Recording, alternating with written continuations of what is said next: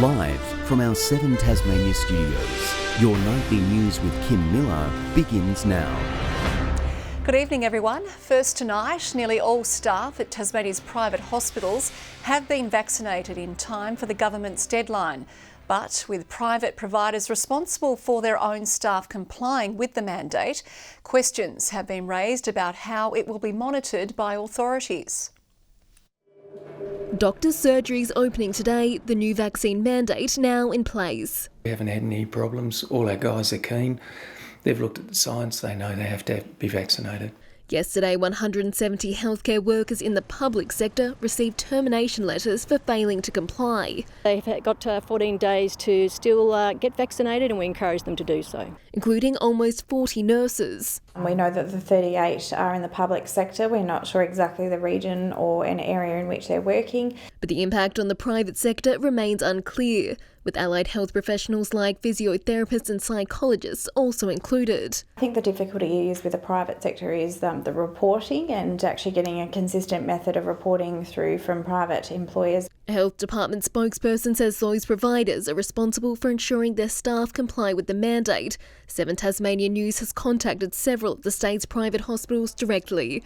Calvary has confirmed all staff at their 4 hospitals are fully compliant. Almost 99% of staff have had their first vaccination at the Hobart and St Helens private hospitals run by HealthScope. The Public Health Director does have the power to request documentation regarding employees' vaccination status if concerns are raised. It's really concerning that we don't understand the full impact of this mandate across the health system, both in the public and the private sector. Unsure whether the full number of those who refuse the vax will be revealed. Meg Sides, 7 Tasmania News.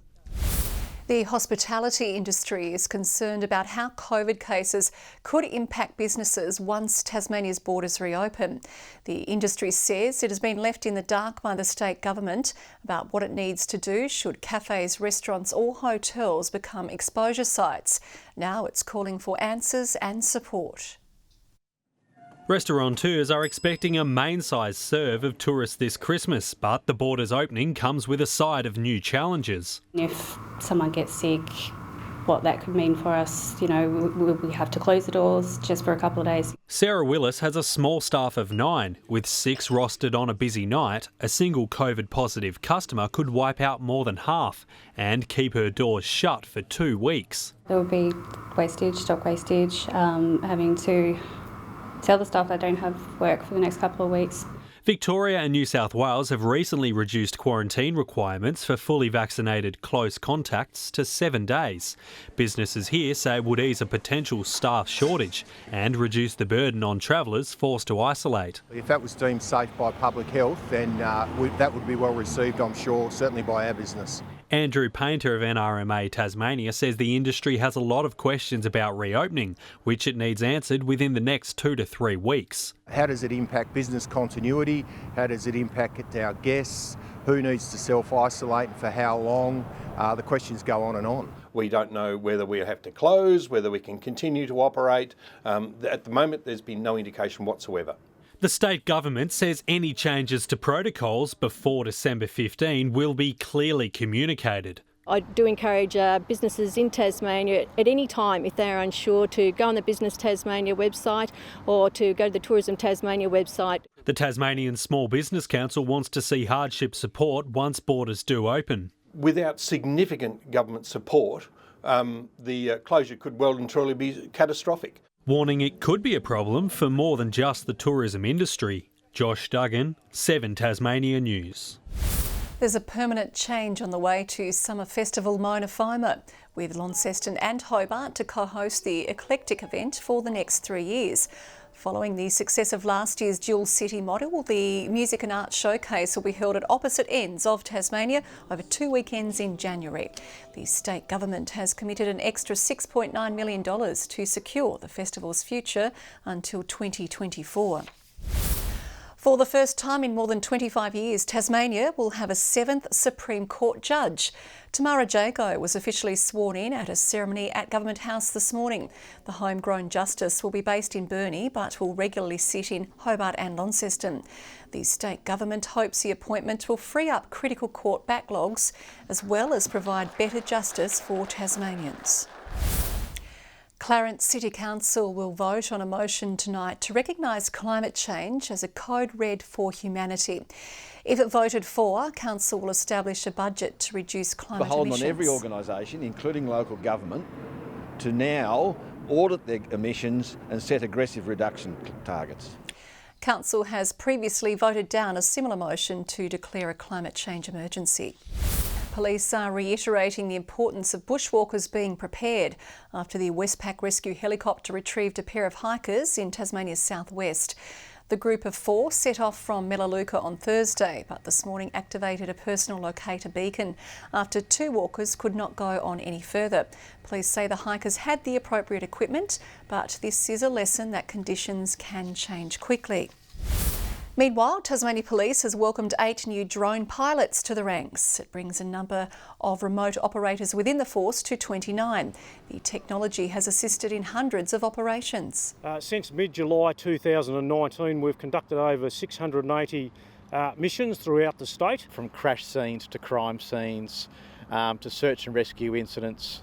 When warrants are executed, at times we're asked to assist in that process as well. The state government has invested $400,000 in drone technology since 2018. And a 17-year-old racing prodigy is taking his love of the sport to the next level, returning from a supercars camp in Queensland. Campbell Logan will now turn his focus to the Tasmanian Circuit Championships, ahead of making a tilt at Bathurst later this month. Helmet on, buckle up, it's time to hit the track. He may be just 17, but Campbell Logan has already got behind the wheel of a supercar, returning from a 2-day camp with Erebus Motorsport in Queensland. The first day was more of an introductory day to learn about the car and learn about what we're going to be doing for the second day, and then the second day we got to go head to the track and we got to drive the supercar and go through the data and learn where to improve and keep going faster, which was cool. Campbell's still on his P-plates, but he's already making plenty of inroads, making his dad, who began his own career in racing, super proud. Well, so far it's just been the opportunity to win a couple of races and put a pole together and put a hot lap in here at Baskerville in particular and take a lap record, so we're really proud of those small achievements. Campbell's dream is to make it to the V8 supercars, but for now he's focusing on the XL Championships. Ready to go? We've got 1 round to go and I'm currently sitting second in the championship, so hopefully I can bring home the win. The goal is to make it to Bathurst for the supercars calendar later this month. Ainsley Kosh, 7 Tasmania News. Controversial Chinese-owned farming giant Van Dairy has sold some of its Tasmanian land in a deal worth a reported $120 million. TRT Pastoral Group, which owns a large beef cattle herd on King Island, has purchased thousands of hectares near Smithton. The Woolnorth property has never been in Australian hands until now. Van Dairy's director will retain a portion of the land and says he's committed to investing in the company into the future. A group of families in need will receive car booster seats thanks to a generous donation from the RACT.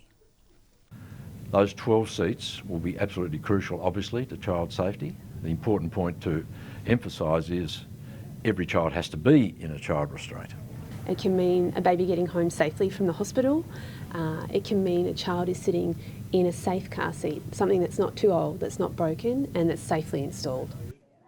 The seats will be donated to charity group Tassie Mums. A serial light show enthusiast in Launceston is bracing for a monster clean-up effort after a 6-figure Halloween display.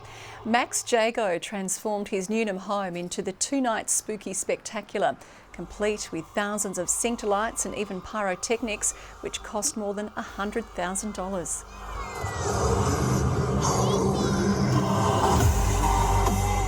It's sort of a bit of a hobby that I enjoy, and getting everyone out here to enjoy it sort of makes it rewarding. Yes, it's expensive, but it's fun.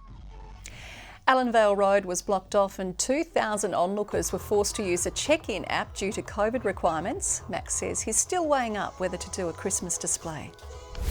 First to cricket, Tasmania has collapsed in its run chase in the One Day Cup. Tigers debutant Ben Menenti claimed crucial wickets in the rain-shortened affair, but victory looks extremely unlikely.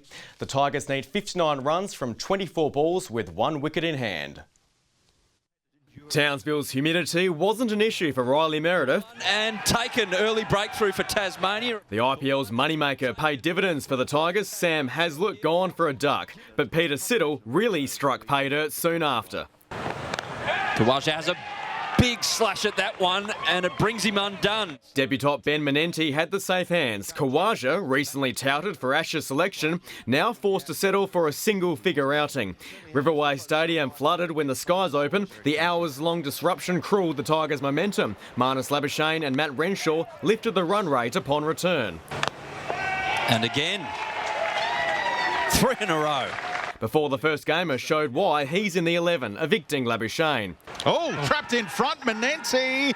He's got him. Born in Sydney, recently playing for Newtown, Menenti today had 2 test-level scalps to his name.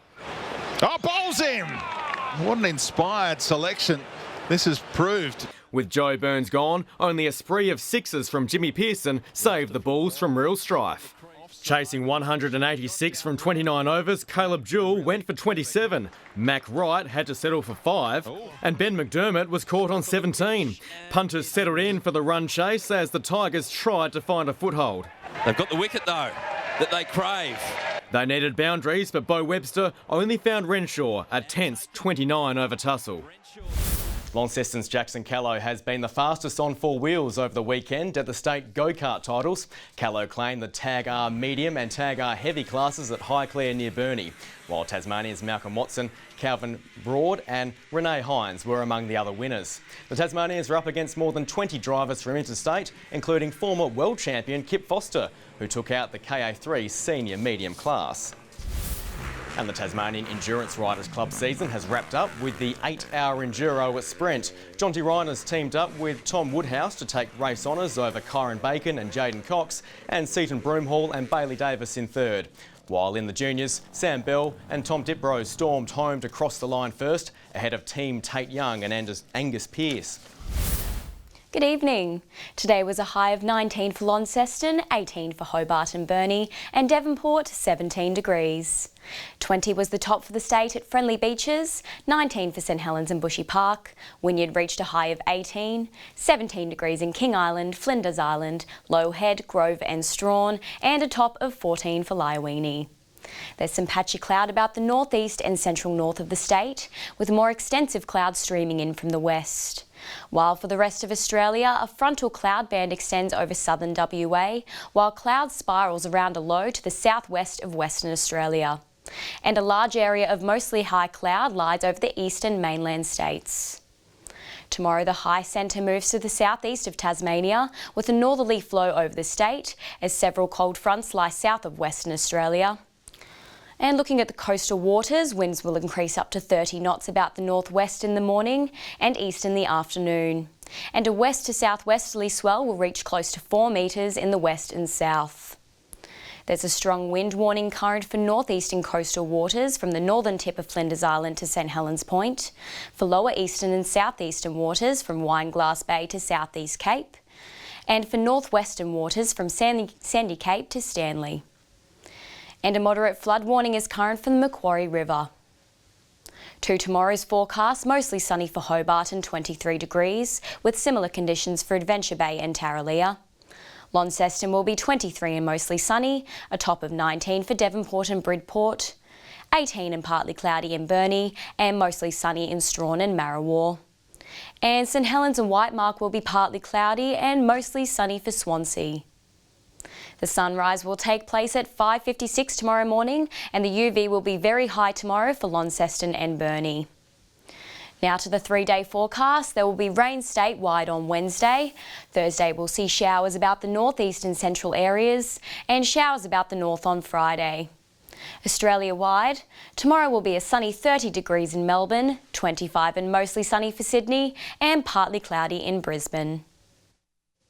And it is currently mostly cloudy in Hobart and 13, 16 in Launceston and 15 for Devonport. That's all in weather. Back to you, Kim. That is your news for now. I'll be back later with updates. Thanks for joining us this evening. Good night.